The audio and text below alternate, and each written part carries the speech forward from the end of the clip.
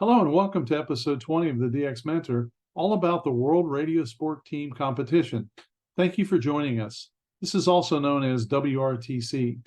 I'm Bill, age 8B, the DX Mentor. My guests are DX gurus that we can all learn from. In this episode, we will attend a detailed discussion on the WRTC. My guests are Joe, WAGEX, Bill, AC0W, and Charlie, NG0C.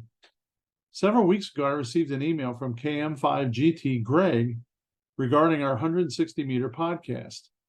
He had some questions and provided some information. So, Greg, good luck to you in your quest for 160-meter DXCC. If you need more help or information, don't hesitate to contact me. Now, let's tune into our gurus and find out what they're discussing. So, hello and good evening, and welcome to a special edition of the DX Mentor podcast. I'm really excited tonight. Most of the topics we talk about, I know something about, but this WRTC thing that's our topic tonight, I know little about, and I'm hardly qualified to say the letters, but we have two people here that can, so I'm really excited. So I'm going to introduce our guests, have them tell you a little bit about themselves, and we'll jump in. But overall, the topic is the World Radio Team Championship, or the WRTC. So Joe, why don't you start us? WAGEX is with us. Well, good evening, everyone. Nice to be part of this. Unlike Bill, I know very, very little about WRTC, so this is going to be very educational for everyone tonight. I've been a ham since 1970, pretty much a DXer, worked all modes, all bands, and just absolute. I'm on the radio just about every day. Some people think I'm a professional ham, but once in a while I do go outside and cut grass. So that's pretty much the story with me, Bill. Okay, and we also have Bill, AC0W. Bill, go ahead. Yeah, thanks for having me. Yeah, I beat Joe. I've been ham since 1969, and I got started and we moved to a new neighborhood, and so a couple of the kids in the neighborhood invited me out to field day. We went out to field day, had a blast at field day. And that's really what whetted my appetite into contesting, that doing the pile-ups and things. And I've done other things on and off, but I keep coming back to contesting. And over the years, we can talk a little bit more. It's like, well, I gotta get better. So I keep changing things and keep at it. And as you saw, we ended up at WRTC this year. Yeah. So, and I know from my affiliation with the Twin Cities group, you're also in the ARL field organization. Is that correct? Well, I am a director. I'm the director of the Dakota division, representing the Dakota division in the board of directors for the ARL. Okay, and great. Just finishing my first term, and I got well, you could say I got reelected. Nobody chose to run against me, so I got it by default. So I'll have a second term starting next year in that. Well, congratulations. They knew it would be a waste of time to run, so congratulations. Yes. And we also have Charlie, NG0C. Charlie? Yeah, hey, thanks for having me on here. Charlie Anderson, my whole ham background, I guess, was about 2006, 2007. I was living up in Alaska in Fairbanks, and one of my buddies was a ham and was into communications and that, and he would just hand me a radio, a little portable, and I'd take on the trap line with me or out deer hunt or moose hunting, and it was kind of a necessity back then because that's the only communication I had back to town. And so after a while, I said, well, what's it going to take to get my license? And so he says, well, let's study up, which meant basically showing up in his garage and drinking some beer and studying ham radio for a couple nights a week. And I got my tech, and then I got my general a month later in 2009. And then that kind of took off from there with Alaska. The nets were really nice and fun because a lot of the people out in the bush would chime in and check in. And it was more of a, hey, call the folks in town and let them know I'm okay. And when the next plane comes out, bring more sugar, And so it was more of total communication necessity when I got involved. And then I fell into contesting probably 2010. and I've been an addict of contesting since. And then I got my extra ticket to get more bandwidth, and then I moved back to Minnesota, my hometown of St. Peter, in 2013, and fell into a whole bunch of good hams in the Twin Cities area and the outstate, and I guess here I am. So You know, you may have given me a tip. I think I'll take a radio with me when I go moose hunting in southwestern Ohio. So, there you go. so in general, we want to talk about the WRTC first, without getting into your specific terrific trip over there. So, what is the WRTC? Well, World Radio Sport Team Championship. It's held every 4 years, and it's basically, you really don't sign up for it. It's the minute you submit a log to a contest that you've been in, all your scores kind of get tabulated, and they end up on the WRTC website. And I believe for the last 2022 WRTC, I believe it was 2019, 2020, I believe was the contest seasons. And there's 24 different contests, and if you scored well enough in those contests, you basically got into a ranking. And for the certain different regions in the world, they were all broken down. We were North America 10, which is basically kind of the Midwest, I would say. And if you scored well enough, then you were either invited as a team leader, or you got invited to come with from a team leader. So that's how we kind of got involved. Yeah, it's the intent started, I think, back in 1990. At a time when the World Olympics, there were some struggles there, and a group started the Goodwill Games out in Seattle, and a group of hams decided, let's take advantage of this. We're trying to get together with the Russians, and so let's start this event called the World Radio Sport Teams Championship. And that went so well, they decided, we got to do this every 4 years, like the Olympics. And Goodwill Games have gone by the wayside, but the WRTC still continues on, and basically it amounts to be the Olympics of amateur radio contesting. And as we saw, you're really getting the best contest operators from around the world. There was 60 teams there this time, 2 people in the competition, and it was definitely a different experience for me than operating from my home station. And you two are seasoned contesters, obviously. How did it feel to walk around and see all these other calls that you recognized? Oh, well, for me, being kind of a newer contester, I say, it was phenomenal. I'd never traveled to Europe before, so just going to Italy alone was a trip. And then running into all these familiar call signs and putting names to faces, that was pretty neat. Really, really neat. Well, I'll say Charlie's a little modest. The first day when he arrived, I arrived a few days early, just to take in some scenery, and Charlie arrived, and he gets there and he's starstruck. I would say he just like seeing all these Hollywood stars. Me, it was I had a great time. It was interesting. We knew all of everybody's calls. We haven't met each other, but it was like instant recognition. Hey, Bill, how are you doing? And we get chatting. In fact, the company that they hired as the event organizer, they were just surprised how all these people from around the world, they've never seen each other, and they're instantly friends and talking to one another. It was just a wonderful experience. Very cool. Great. So when you show up, then, and I want to talk about the opening ceremony in a minute, but when you get to your station, are you all somewhat? I mean, all these teams are kind of in the same area, or at least the same. How did they get to a level playing field, I guess, is what I'm asking.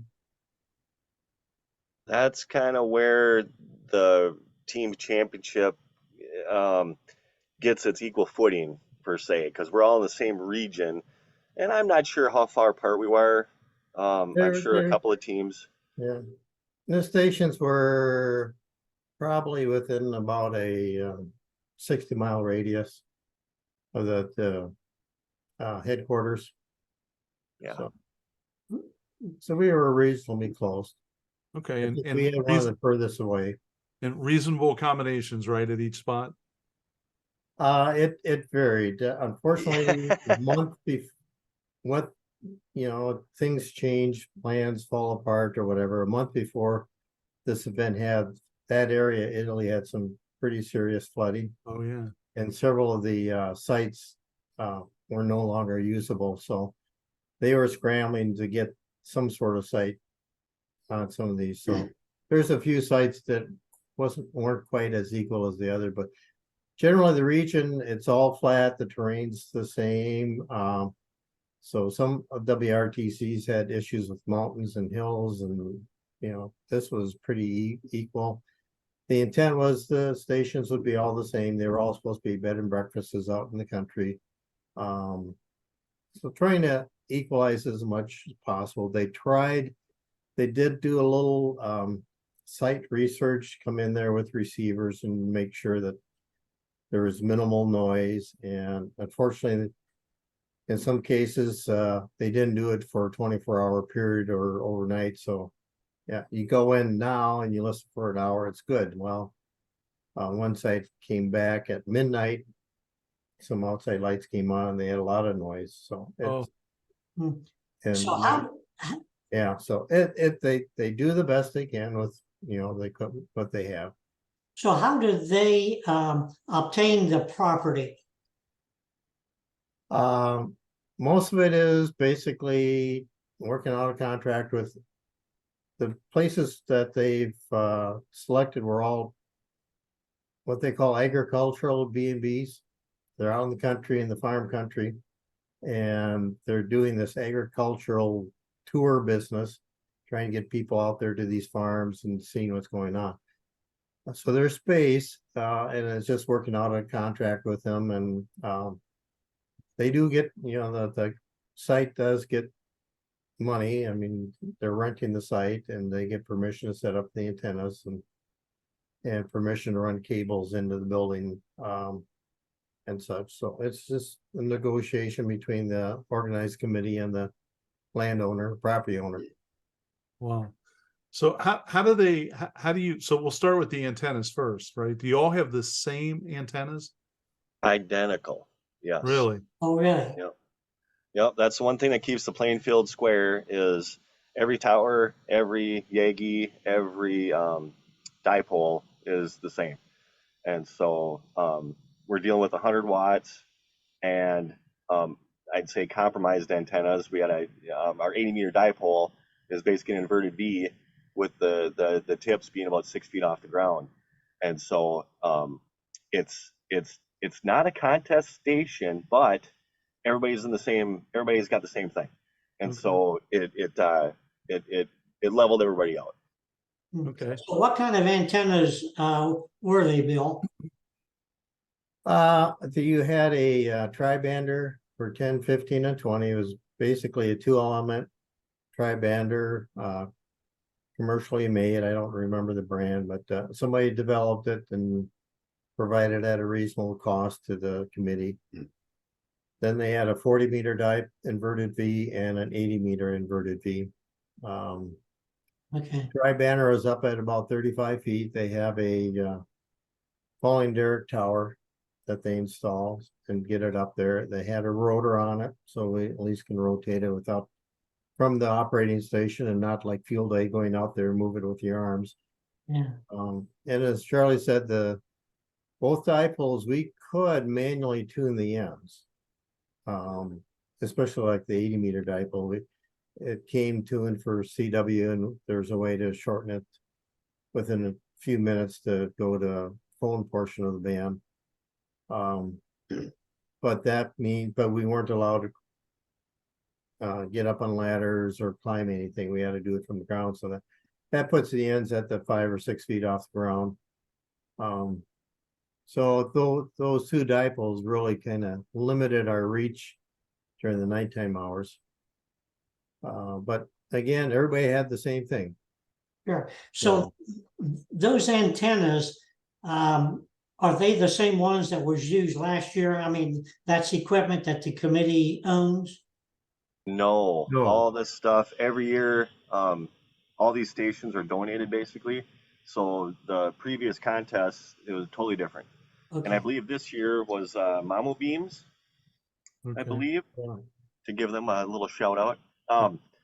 And these were basically sold. You could actually put an offer in and buy the station after the contest was over. Mm. So next year, the next 4 years, the 2026 will be a whole different from scratch again. And build the radios the same way? The radios, we bring our own radios. Oh, Oh,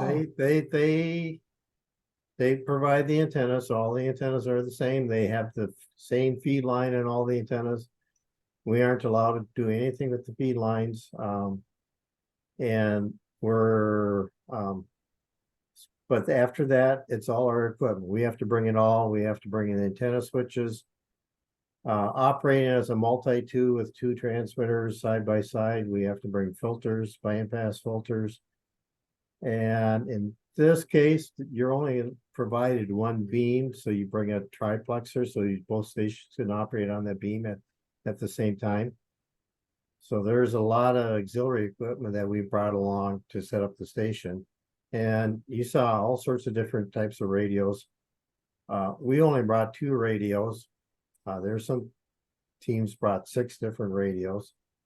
We were only allowed to have 2 radios and a spare for each radio on site.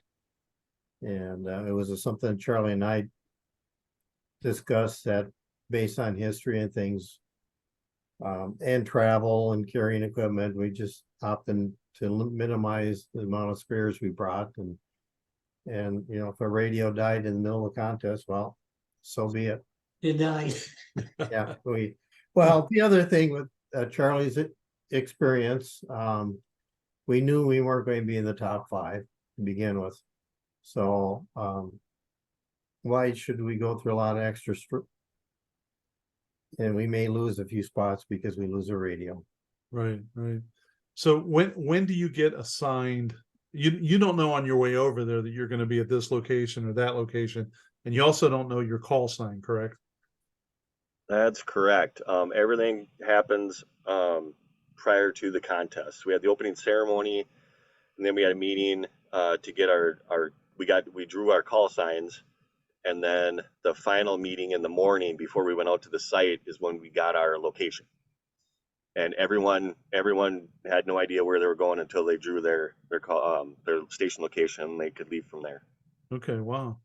And So- as far as the call signs, I mean, we drew the envelope with the call sign. That envelope was not open until 15 minutes before the start of the contest. Oh, so you're actually on site, then you open your envelope. Right. That's Mhm. Really? interesting. Wow. And what bands and what modes were you allowed to use? We're on 10, Us. 10, 15, 20, 40, and 80, and Okay. both sideband and CW. Now, did I read that you got more points for sideband than CW? A little bit. Some people made a big deal about it, but it's you know, like a sideband is worth 3 points and a CW is worth 2 points. Okay. And it varies a little bit between a what would be considered from Italy more domestic, a European contact is worth less than versus working in the United States. So we were encouraged to go for further distance. But again, some of the antennas and the heights of the antennas limited our reach. Wow. Okay. Well, I know we're bouncing all over the place, but what was that? So when I was in AAU basketball, I used to love those opening ceremonies because that's when it kind of hit you like, you know, I'm really here for something, right? So how was that opening ceremony for you guys? For me, like I said, there's a room of 130 some odd or 140 some very popular, you know, ham radio guys from all over the world, including the referees and the competitors. And yeah, it was just really, man, yeah, it was pretty, for me, it was really cool. It was really, really, yeah, I was starstruck. I'm not gonna lie. Pretty touching. Yeah, it was. It was pretty neat. You know, one of those things that, man, I don't know if I'll see that again. You know, it was a pretty good That's experience. cool. Yeah. Yeah, it's for me, it was more of, oh, yeah, it's reality struck that now I got to, time to get to work and do something here. So you guys had nothing to do with setting up the site. It was all set up and somebody drove you to the site. Well, the antenna part, there's Hmm. nothing to do with the antennas. Now, we're provided with the space and the tables and the chair, and we have to set up our radios, get them all connected, set up all the filters, and we have to be tied to their server back at headquarters. So we had to get the network set running, and that was our challenge. We had Friday, we had challenge getting the network running, then Saturday morning we had challenge getting it going. So fortunately, I talked to their IT people and we got them going. But so there's a lot set up. Probably if we had everything go smooth, we could had a station set up in 2.5 hours, but we had troubles both Friday and Saturday, so it took us longer. So did you have to provide your own food, snacks, drinks, whatever? Pretty much the station hosts pretty much took care of that, and our referee was a big part of that as well. So if we wanted this, you know, hey, they'd go get it, and we had it. So yeah. Sure. Okay. So what role does the referee play? That was something else I found really interesting.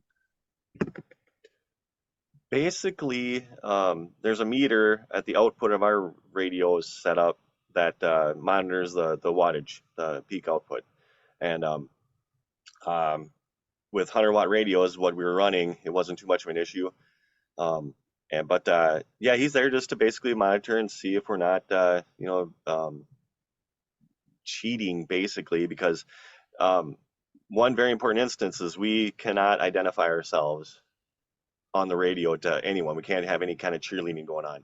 So once we get that call sign opened up right before the contest, you know, even though, you know, say hypothetically, if I had talked to one of my buddies in Minnesota here, I couldn't say, "Hey, Rich, how's it going?" You know, that would be against the rules. But um, otherwise, he's there just to basically monitor and see that we're playing by the rules. And the rules are pretty simple. I mean, just don't cheat.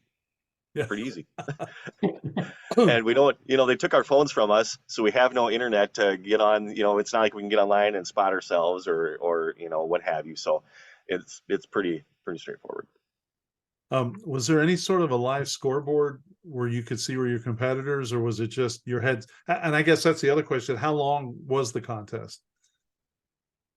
The contest was 24 hours. There was a live scoreboard, but we had no access to it. Again, Okay.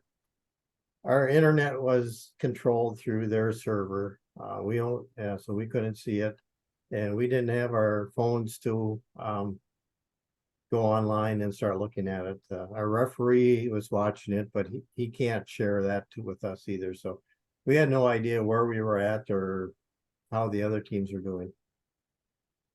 So where were the referees all from, Bill? Europe or all over the world as well? All over the world. And one of the requirements that they had was that a referee from the United States couldn't referee a United States team. So we had, I'm trying to remember where Alex Slovenia was. Alex was from Romania or Slovenia? Gosh, I can't remember now. Oh yeah, something like that. Yeah.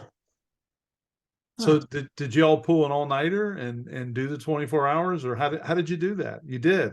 Absolutely. Oh, yeah. That's officially my first time doing 24 hours straight. So, yeah, that was interesting. But Now you know you can do it. Well, you know, being up for, you know, 10 hours before that, you're talking about probably 34 or 40 hours Oh my of gosh. staying up. So, you were beat when it was over. yeah, yeah. After the adrenaline kind of wore off, you know, later on, we went back to the hotel and had a big supper and stuff, and a couple glasses of wine sure did the trick when you're that tired. Yeah. I bet. Now, Well, for me, it Good. wasn't the first time pulling something like that. So and actually, in March, I was down in Papa Juliet for golf. We ended up not getting much sleep there, so I did 60 hours pretty much straight. So I knew Wow. I could do it. So did you have to work so many CW stations and so many phone, or you could have worked all CW, for example? Yes. There was Okay, no set rules. Yep. okay, just whatever turn you on. Well, the idea is you're trying to maximize your score, so you choose what you think was going to get you there, and in a mix. Again, the phone stations being worth more. I think you'll see that, and if you look at the results, most of the stations ended up making more CW contacts than phone. The rates just weren't on the phone as you can get on CW. With the antennas, limited antennas, you just weren't getting out. Friends here in the United States told us we were pretty weak over here. All of the WRTC stations. So that's where the CW comes advantage. Were there multipliers, or was it straight number of contacts times, whether it was CW or sideband, or? For us, the multipliers were countries. Okay. So the idea is every time you work a new country, that counts as a mult, and that was by bands, I believe. And also, this is during the IARU International Championship. So there's a lot of IARU headquarters stations on. Those are also multipliers for us. Oh, okay. And those are ones where you try to get them to move bands and get them on in different modes and to help with your multiplier count. Yeah, I was going to ask you about that because I knew they were the same weekend, and I assumed that helped, but I wasn't quite sure, if there's too much on there and you're being covered up, right? Yeah. It's interesting. The parts of the world really were keyed on this, and this is actually held as part of that event. So our stop time's the same as that event. So once people knew, oh, there's a WRTC station there, most of the time they kind of gave us a clear frequency. Very cool. So let's talk about you two now. What did you two? First of all, who got the invitation and who invited whom? Well, it's a longer story than I'll bring up, but there was a person in our area that ended up basically being offered the team leader position, but couldn't make the contest or wasn't going to go. And so then it filtered down to me, and I don't know how I did it, but Bill was right behind me by a very few points. And so then I was asked to be the team leader, and then I asked Bill to come with. And I was kind of him-hawing around, because I knew I wouldn't be competitive, but I thought about giving it to Bill and giving him the chance to invite another well-known, popular contester. And I thought, this might be my only chance to really go, and if I got invited, I'm going. So that's kind of where we ended up. So with Bill being the teammate and me the team leader, we did a few practice runs down at Bill's QTH, and then just basically made sure that our radios were working and talking together, and we went. Very cool. So, Bill, what contests individually did I imagine you tried to do something to keep tuned up before you left for Italy, right? So what contests did you participate in to kind of keep yourself sharp? It's tough with it being in the middle of the summer is when this event is, and the contest season sort of wraps up the end of March. There's a few QSO parties you can participate in. We did, Charlie and I did did we do the no, we did WPXCW. We didn't do that one. Yes.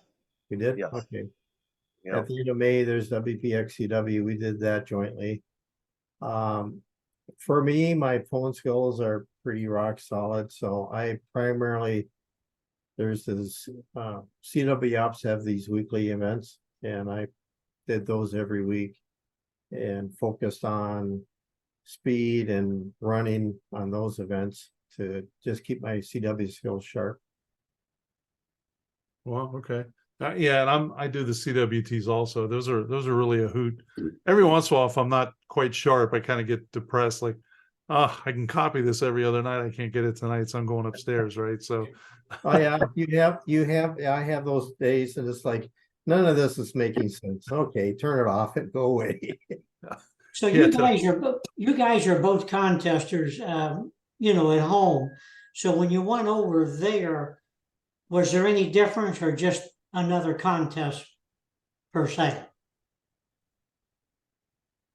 Basically, from what Bill and I talked about, kind of like another contest. And for me personally, um, um, being a mixed mode contest, I'm more of a sideband all the way through. I just started doing CW contests in about 2019, and I can't copy all that fast, and I'm not that great at CW, and so um, my strategy, or we kind of discussed, was that I was really going to try to pound out some sideband and take advantage of the points. But then, the conditions were as they were. So I did a fair amount of CW too. So in a contest mode, well, when guys are doing 40 words a minute and I'm sitting here plugging away at 24 words a minute, you Sure. know, but that's, you're still making cues. yeah. So if you had a busted call, Bill, did that deduct you from your scoring? Yes. Yeah, okay. Yeah, if we busted a call, in fact, I think they penalize you by taking one other call away on a busted call. If you bust the exchange, you lose that contact also, but they don't penalize you on the busted exchange. Was propagation significantly different over there than what you were used to here, or was that too short a sample to really? Well, I think, and I had heard from others before, that the difference over there is, 20 meters is open all night long. Mm-hmm. You had access to stations on 20 meters, and 40 meters is open a big part of the day, whereas here we typically would see 20 meters close at some point for 4 to 6 hours or more at night, and you're really stuck with the 40 and 80 meter bands, whereas there, for the most part, we had one station on 20 meters pretty much most of the time, and the other one is bounced between 15, 40, and 80. Wow, Mm. man, oh man. So what if you knew you're going over there again and you have this behind you, what would you do differently? Yeah. I would definitely, to go as a competitor again, I would make darn sure that I'm doing 35 words a minute CW. Because like Bill mentioned, and I kind of knew it going into it. When you're talking CW sideband modes, CW, man, if that's where you're making most of your cues. And so that's what I definitely, and I worked my butt off. I to be honest with you, I haven't even hooked my radio up since Italy, because from January through, that's all I did was work on CW, and I kind of just got burnt out, to be honest with you. So, but with CW, you know how it goes. You just got to work at it. Yeah. And so, Well, the thing I've always took the approach that I'm busy with things, and I've never really put a focus on trying to qualify. If I qualify, I get to go, I'll go and enjoy and it was definitely a good experience. I had learned some things about what to do, but this time I guess the person really needs to start preparing to go now during the qualification. You need to work out all the details about the two radio. We have to do a recording of our audios and things, and so if you do get to go, you've got it working. In our case, we were one of the last teams selected, and we had a much shorter time period to try to work out those details. And we didn't have them all worked out very good, which impacted how well we operated when we were there. So it's person's got to start. It's just like the Olympics. Those athletes are preparing for those events years in advance, and with their goal that this is, and you really got to do the same thing for this thing. So do you have an advantage to go back next year since you were competitors this year? No. No. Wow. Nope. Only the winners, the champions from this year are automatically invited to go back and defend. But everybody else, it goes right back to the qualification. Sure. No. Start from scratch. So you get back and now you have this closing ceremony. I assume after some rest period, right? What was that like? For me, it was a tremendous relief because basically I stopped drinking in January to prepare for the contest. And boy, to sit down and actually have a glass of vino was pretty darn nice. So yeah, it was nice. It was, the contest was over finally, and all the preparation, it was complete. And so after a good night's sleep, the next night, I believe Monday, yeah, the next night was the banquet. And so the committee and the rules committee and stuff, they had to crunch all those logs and come up with the final results in 24 hours. Wow. So they had their work planned out for them. But for me, it was great. It was just nice. It was just you could just take a big deep breath and relax, and then sit back and talk to my new ham friends and have the ceremony. So I hope you don't mind me asking, did you guys go solo or did you bring somebody with you to go to Italy with you for a while? I'm just curious. We both brought our spouses. Okay. All right. Yeah. Cool. Good. Yeah. Okay. I was just curious. That would be a heck of a commitment, right? To have all those months and then heads down for days and then fly back by yourself. That would have been a challenge. So that was part of the reason why I think it was 3 days early that I went, so that my wife and I could have some time doing a little sightseeing. And what I had planned to do for sightseeing we didn't do, but we still enjoyed the area and visited several different restaurants and enjoyed the food and the local town we were at. The people were very friendly. So what town were you actually coordinated out of in Italy? It's South Bologna, about 30 miles, and it's what, Castel St. Pietro, right? Yeah, something remember right? Castle with the spa or hot springs area. This town has several, well, in fact, our hotel has part of the hot springs in it that we were at. Let me know. Joe, if you want to go, I'll carry your rigs for you. Yeah. Talking about rigs, what kind of radios did you guys take? I'll let you, Charlie. Okay, well, we brought the old diehard ICOM IC 7300s. That's the radio I've had for my contest station for years. I think the first 6 months it came out, and Bill has a multitude of other radios and this and that, and we thought, well, for simplicity's sake and traveling all the way to Italy, and for money wise, I wasn't gonna attempt to buy a newer high-end radio just to go to for this contest. So Bill borrowed another one, and we went with that. Yeah, part of it is, again, with all my experience, I was basically the technical leader on the group. Charlie was named team leader. I acted. I'm not a very smart techie type, so Bill's the genius. For me, the advantage of having the same radio as Charlie was that if there's any issues, I can work through it. I'm not working with two different radios. Myself, I've operated so many different radios over the years. easy for me to jump around on radios. Charlie, it would have been another thing in his learning curve to come to compete at that level. So we stayed with the radio that he's familiar with, so he can focus on other things. Wow. It sounds like you had a good time. You operated well together. You obviously seem to like each other, and that's got to be important. So, Yeah, and you're still friends. yeah. Well, his wife's a wonderful cook, so I like going down to his house. Oh, all right. Yeah. So you guys live relatively close at home? Yeah, we're about an hour apart. Oh, Wow. okay, sure. Yep.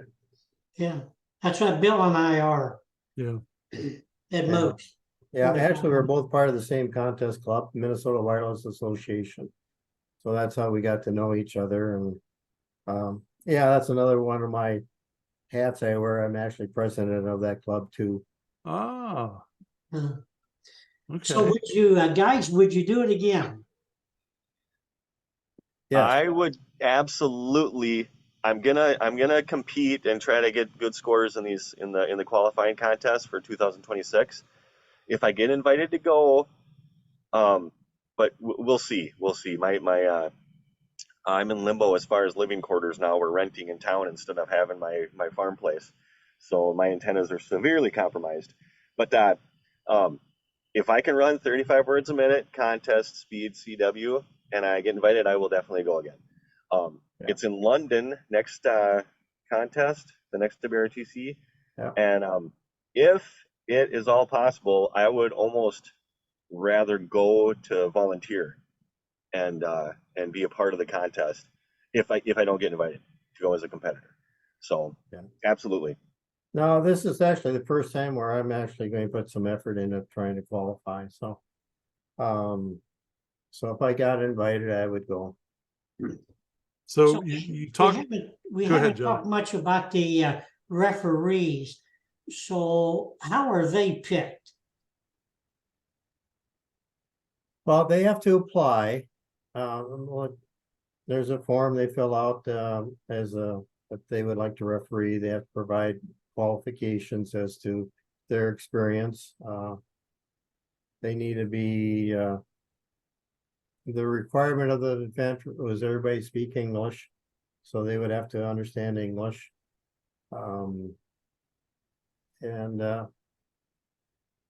like the one we had, he actually participated in the past WRTC as a youth in the youth group category and did very well. Unfortunately, now he doesn't qualify to be part of the youth.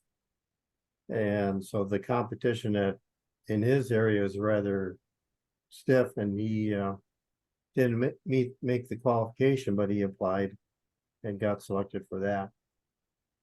So Charlie, you said something about volunteers. What kind of volunteer positions or jobs do they have? As far as I know, just about everything. The site station, the antenna setup, all that gets put up, before the contest. They need drivers to drive the teams here and there and to go to the airport and pick up crews and stuff. Whatever I can get my hands involved in, if I go to help volunteer. Each site has which is a volunteer, you could say a site host, and that person is supposed to be our gopher. If we needed some supplies or something, they're supposed to be able to go and get those for us. Even if, let's say, we need a bunch of bottled water, they're supposed to run down the store and get it or something like that. So Joe had an experience where he was on a Pacific island and they realized they didn't bring any barrel connectors. So they were able to, someone was flying over late and they were able to get that resolved. But you can imagine the panic they had that they've got, 10 miles of coax and no barrel connectors. Did you all forget anything, or did you have any of those oh my gosh moments? Not this time. I've traveled to Caribbean enough times, and where it's I have my stash of this stuff is coming with me just in case, barrel Okay. connectors and various types of adapters. Because you get on some of these islands, there's no electronic parts store anywhere nearby. There may be a hardware store that you can get a few nuts and bolts, but trying to put together a station and bringing even extra coax, pack that, and I didn't do it this time. I talking to one of the other competitors. They brought an extra keyboard, and they used because their primary keyboard failed before the start of the contest. And in my case, I used an actual keyboard, not my laptop keyboard. The spacing is different, and I'm found in the past I make too many errors typing on the laptop keyboard. Wow. Okay. So if your keyboard would have failed, Bill, could you go borrow one or leave the site and go buy one? How would that have worked? Well, you should ask Charlie because his failed. Mine right off the bat, man. The same one I've used forever. Wireless keyboard, wireless mouse. And I don't know, our rigs were too tight together on the table or this and that, and just had some interference issues. And I just remember just pitching the keyboard and going right to my laptop. And then our camp host had one that had a wired one, a USB. And so he slides that over and plops it in front of me. I'm like, all right, here we go. So it's radio, It happens. Yeah. And I haven't had very many issues during contests, but that one was kind of frustrating right off the bat, though. Like the first hour, I'm like, you gotta be kidding me. We come all the way to Italy and my keyboard won't work. So, but we got it resolved. So, Yeah. Well, Yeah. very good. Well, I appreciate you guys taking time. Is there anything I should have asked or I forgot or anything that, you get in an elevator with somebody and they ask you a question that I missed, or did we kind of cover it all? I guess, I mean, as far as the WRTC goes, that's it. On another note, I didn't even know what WRTC was until I came across it on the internet right in like 2018, 2019. I thought this is pretty neat. So then I started paying attention to the contests that were qualifiers, and I made it a point to make a good showing. And so, if you guys are contesters or DXers, I didn't have a very big station. I ran 100 watt barefoot with a 160 meter loop, 45 feet in the air, and that was pretty much my setup. So if you think you need to be a big gun and have a monster station to be able to qualify, you don't. You need you just need to do the contest and get your butt in the chair. So Wow. Well, I did. I think you guys inspired me. I printed my WRTC schedule out, and I have all the contests, and I put it on the calendar. And I even told the XYL, these weekends you leave me alone. I got to give this a try. I don't think there's I think it'd be better for me to shoot a moose in southwestern Ohio than qualify, but I also thought it would be a hoot and a reason to kind of drive and then have a real appreciation for you guys that are able to qualify and you finish in the top 8. I don't, so what I come away a lot talking to Joe and some folks like him and Scott, right, K0MD, and it's like never being on a DXpedition until I talk to those guys. I don't really have that appreciation for all they sacrifice and all they go through to get to an island so I can work them, or I can complain when I got them on 10 bands and not 30 meters, right? So I'm thinking if I can at least go through this and kind of experience that, I'll have a much better appreciation for y'all that can stay up, you can do the planning, you can do the work. There was a question. What logging software did you use? I was really curious about that. We used N1MM Plus. Oh, you did? Okay. Wow. All right. So on the when it was all said and done, was there first, second, and third place winners, or how were the winners chosen, I guess? Well, it's done by score, and there is a judging committee. go through the logs and they actually use log checking software. So in one case, one of the teams actually, and the Italians had their own software running, looking for the cheerleading, home stations, trying to outwork their favorites. One station had several QSOs removed because of that. So after all is said and done, there was, first, second, and third. Okay. And unfortunately, I know the first place team, those are Ukrainians. One person is actually living in Canada, VE3 somewhere. And the other two teams, I don't remember. Wow. Oh, Very, very interesting. cool. Yes. Anything else, Joe? No, Well, I guys, think- I threw I the hope rest of my questions away. Yeah. Well, the one thing you asked, if there's anything else besides the whole event around doing the competition and meeting the competitors and things, there is a little, I'll say, social aspect to it. They do have tours for us prior to the weekend, and Monday we had time for some tours, and my wife and I actually, we did a couple of the tours. And being there in Italy near Bologna, which is where Marconi is from. So we actually toured the house there. We got to see where Marconi did his experiments and did the first test of the wireless. So that was kind of neat. A busload of us, and then myself, another tour we did. We got to tour go to Ferrari and tour around there, and Ducati, and for me, I'm another one of my interests is auto racing, so that was kind of interesting to see that. And the wife got a picture of me on a Ducati inside the museum. There's one you can sit on. It's the only disappointment was I couldn't take it outside and run it on the roads, but oh well. So there's more than just the contest involved with this. Charlie may have been running single op if you'd have done that, though. Yeah. So what would you do, Charlie? What would you do different other than your code speed?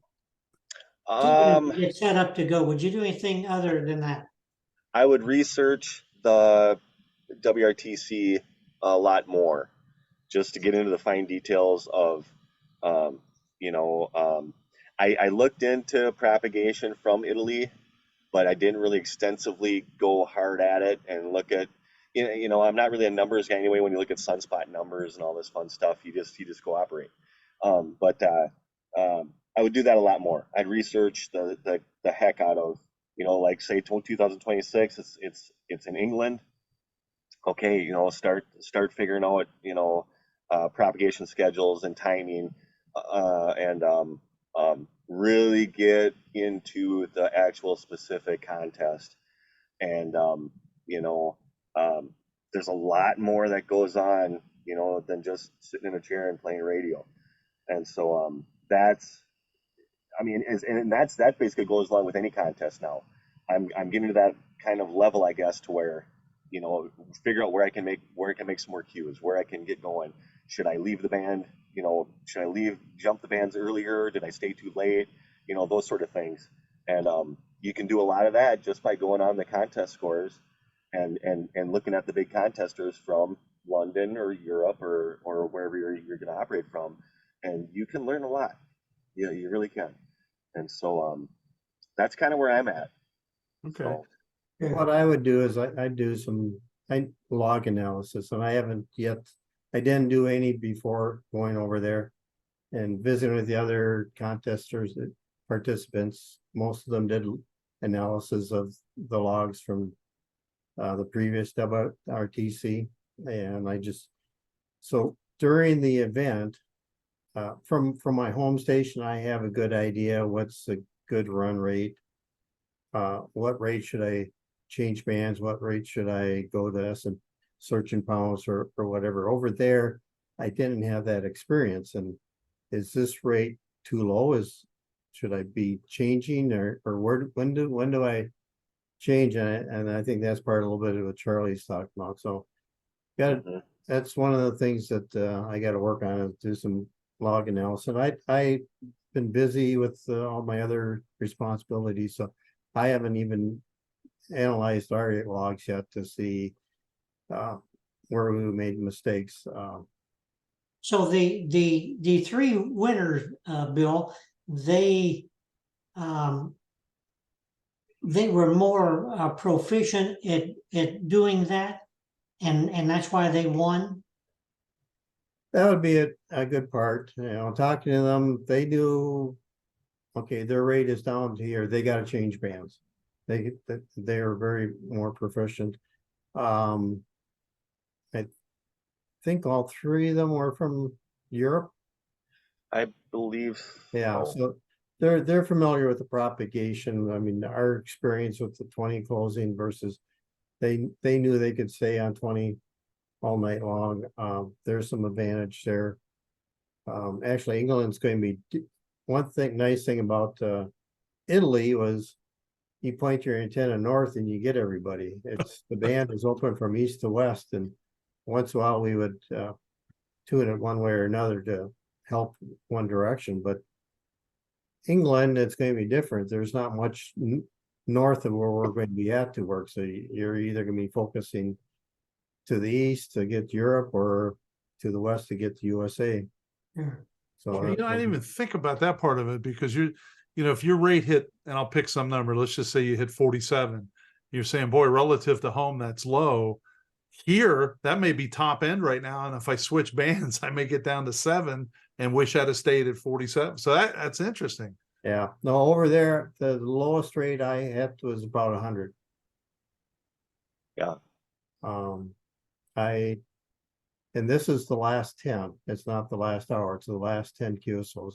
Okay. Yeah, 100 Q. It would extrapolate in. And I felt that was a little low.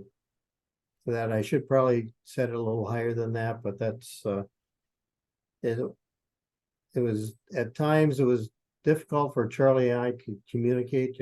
Our referee sat right in between us, where pictures from the other ones the referee sat away, so that the two participants could communicate a lot easier than what we could. So you can coordinate those band changes, especially like Charlie's on the band I want to be on, and it's like, how do I get him to move? Sure.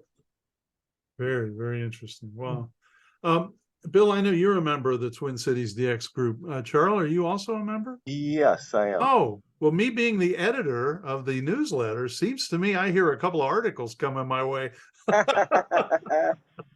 I'm just saying. Hint, huh? Well, I'll tell you what would really fascinate me and a lot of other people, I think, is if you sit back and do your analysis, and then whatever your conclusions are drawn from, I think that would be absolutely fascinating. Just really, really neat stuff because now you're getting to that onion, you've peeled that puppy way down, and now you're at the core of it. Like, okay, but if we all have the same, let's just say the same rigs, the same antennas, the same propagation, now what's the difference? And you're both excellent operators, so let's assume the whole room is full of excellent operators. Now what? And I think that would be the really cool thing. Yeah. Well, here's a quick, just a little quick analysis here. The third place team made 5,057 Qs in 24 hours. So two people, break it down, that's an average of 104 Qs per team member. The team that won only had 4,631 Qs, so they had 400 or so less Qs. And I gotta look at the points here. This is gonna be too much to look into. But anyway, you start breaking down those numbers, then you figure out, okay, where did they pull their multipliers to gain that much more points? That makes the big difference. Wow. Yeah, I know that winning team, they were really good at moving the multipliers. Mm-hmm. Getting them to change bands, moments and things, and some other teams had challenges. And we really didn't do any of that. It's just added a little bit more complexity to our operation. Now, you said the referee was right on top of you, so you had trouble talking. You're allowed to talk and coordinate, right? You're just saying that because Oh, he was yeah. there. Yeah, okay. He said, basically, we were sitting close to side by side, and he sat right in the middle between the two of us. Oh, gotcha. Oh, that'd be uncomfortable, wouldn't it? Yeah, so Well, it was I could, yeah. we called our shack the chicken shack because it was a small little room, basically a little cabin, and so we didn't have a whole lot of room in the first place. So This is like you're on your first date and dad sits in the middle, you know? and it was hot and there was no air conditioning, so that was the other factor that went into that too. So Oh, really? yeah, Holy yeah. cow. And you did the 24-hour. Man, my hat's off to you guys. That's really, really cool. Yeah. Man. Well, I'll tell you, I'm proud of you guys. You obviously held your own, and to be picked, you should feel good, and I hope you do. And by golly, I appreciate your time. This is really, really interesting, very entertaining. Do you have? I know I keep bouncing all over the place because other things are popping up. So I am a Bureau QSL sorter. Okay, so I have the N letters, and I remembered. I think it was the last batch I got. Where was the previous WRTC? In Germany. Yeah, so Yeah. I remember a bunch of German QSL cards coming through from the WRTC. They're all identical, right, with different calls on them. So did you all have the opportunity to QSL via the Bureau, or was that just in Germany at the time?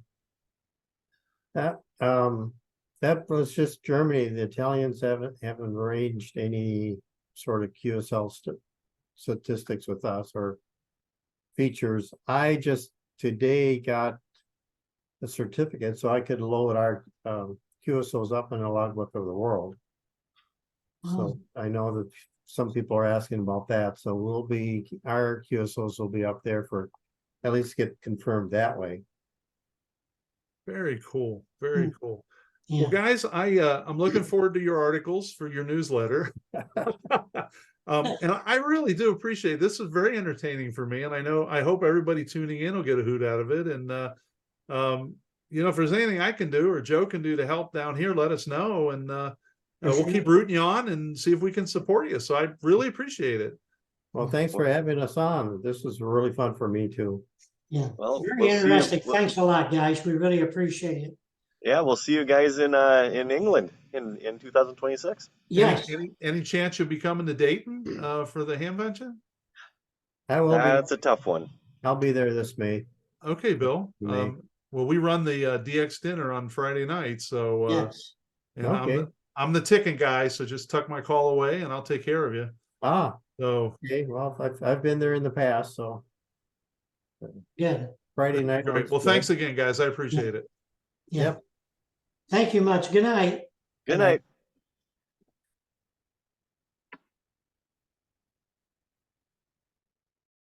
Well, do you feel like contesting and trying to earn the right to attend WRTC? I certainly do. Thank you for joining us on this edition of the DX Mentor. I would especially like to thank our gurus on this podcast, Joe, WAGEX, and the attendees, Bill, AC0W, and Charlie, NG0C. I would love to have your feedback, answer your questions, and provide help with any DX or amateur radio issues that you may be having. If you need clarification on something or you just have a question, please email me at thedxmentor@gmail.com. To that point, I received an email from KQ4JDJ, Jerry, with a comment about the WRTC topic from the podcast that we had dropped on this 2 weeks ago. Jerry pointed out that I forgot to mention a great source of information, and he was right. That source it's a book, Contact Sport, written by Jim George, N3BB. Thanks, Jerry, for the information. I downloaded a copy, and it is really terrific. Please drop me a line if you've achieved an all-time new one, you've received recognition, or you have a DX event that you would like us to mention. We would be happy to do that. 7-3 for this episode, and as always, thanks to my XYL Karen for her love and support.